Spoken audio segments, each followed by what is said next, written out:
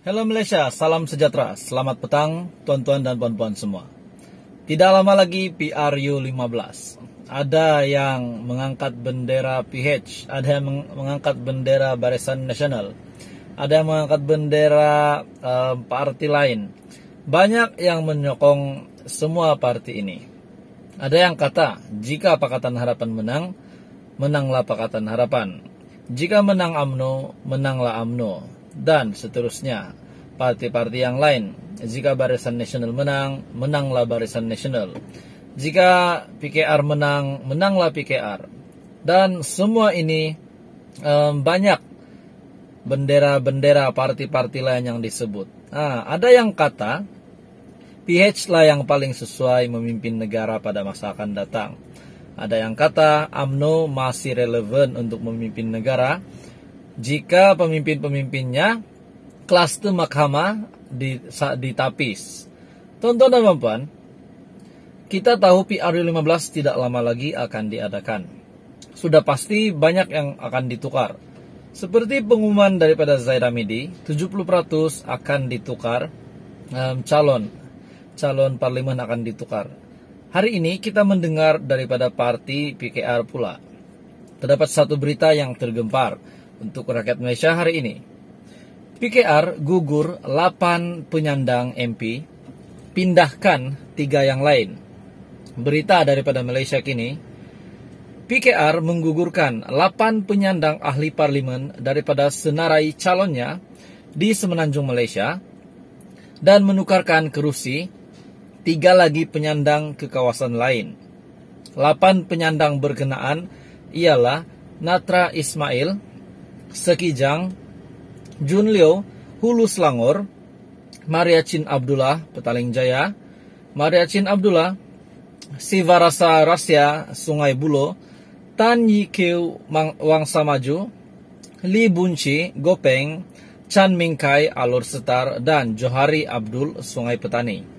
Difahamkan, Tan dan Li masing-masing berusia 69 dan 63 tahun. Telah pun memaklumkan hasrat mereka untuk bersara selepas penggal mereka berakhir. 4 daripada mereka pula yang digugurkan ialah Liu, Chan, Sivarasa, dan Johari kerana gagal merebut jawatan dalam kepimpinan parti ketika pemilihan yang diadakan awal tahun. Johari dan Liu juga tidak memenangi jawatan Ketua Cabang PKR Sungai Petani dan Hulu Selangor. Di Sungai Petani, PKR akan meletakkan anak Johari yang merupakan Ketua Pemuda PKR EMK Negeri sebagai calon. Sivarasa pula sebelum ini mempertahankan jawatannya sebagai Ketua Cabang PKR Sungai Buloh. Bagaimanapun, R. Ramanan, Naib Ketua Cabang, dipilih sebagai calon parti di Sungai Buloh. Tuan-tuan dan puan, sejak 2008 PKR telah meletakkan Chan sebagai calon di 3 negeri Perak, Perlis dan Kedah. Pada 22 Oktober pula, Chan secara terbuka telah mendedahkan parti itu tidak akan meletakkannya sebagai calon dan akur dengan keputusan itu. Sementara itu, 3 penyandang ahli parlimen PKR akan mencoba nasib di kawasan baru. Mereka ialah Presiden PKR sendiri, Anwar Ibrahim dari Port Dickson ke Tambun, Dr. Wan Aziza Wan Ismail dari Pandan ke Bandar Tun Razak, Samsul Iskandar MD Yakin dari Hang Tua Jaya ke Bagan Dato. Ke Bagan Dato, kita tahu situ adalah selama beberapa penggal ini Ahmad Zaid Hamidi telah menduduki kerusi di Parlimen Bagan Dato. Dan kali ini beliau akan bersaing dan sudah pasti saingan yang hebat, saingan yang sengit daripada PKR, daripada Pakatan Harapan, yaitu Samsul Iskandar Muhammad Akin dari Hang Tua Jaya yang mencuba nasib ke Bagan Dato. Menurut pengetahuan Anda, Samsul Iskandar ini adalah gelarannya adalah Giant Killer kalau saya tak silap. Jadi sudah pasti Impak itu, gelaran yang dibawa itu akan memberi keyakinan kepada beliau dan juga penyokong.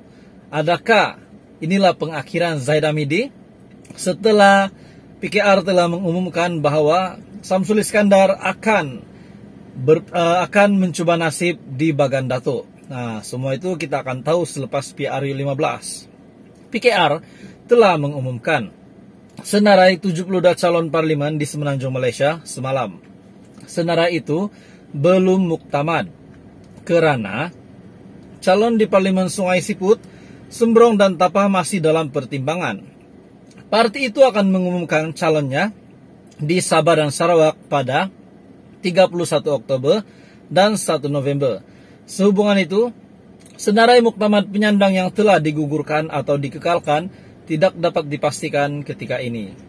Nah, tuan-tuan dan puan, inilah dia pergerakan ataupun inilah dia serangan pertama PKR untuk politik, untuk PRU15. Jadi ini adalah mungkin gerakan pertama PKR, di mana calon-calon ada yang digugurkan, ada yang calon baru, dan juga ada yang dipindahkan. Contohnya Syamsul Iskandar dan juga Presiden PKR sendiri. Presiden PKR yaitu beliau sebelum ini, Anwar Ibrahim, adalah ahli Parlimen Port Dickson, dan pada ketika ini beliau akan mencoba nasib ataupun pindah ke Tambun pula. Jadi tuan-tuan dan puan, kita pasti akan melihat persaingan yang sangat hebat pada PRU15 ini. Sudah pasti kita akan melihat. Apatah lagi Anwar ini dikatakan bakal menang PRU15 dan bakal menjadi Perdana Menteri. Adakah Anda setuju Anwar Ibrahim sebagai Perdana Menteri?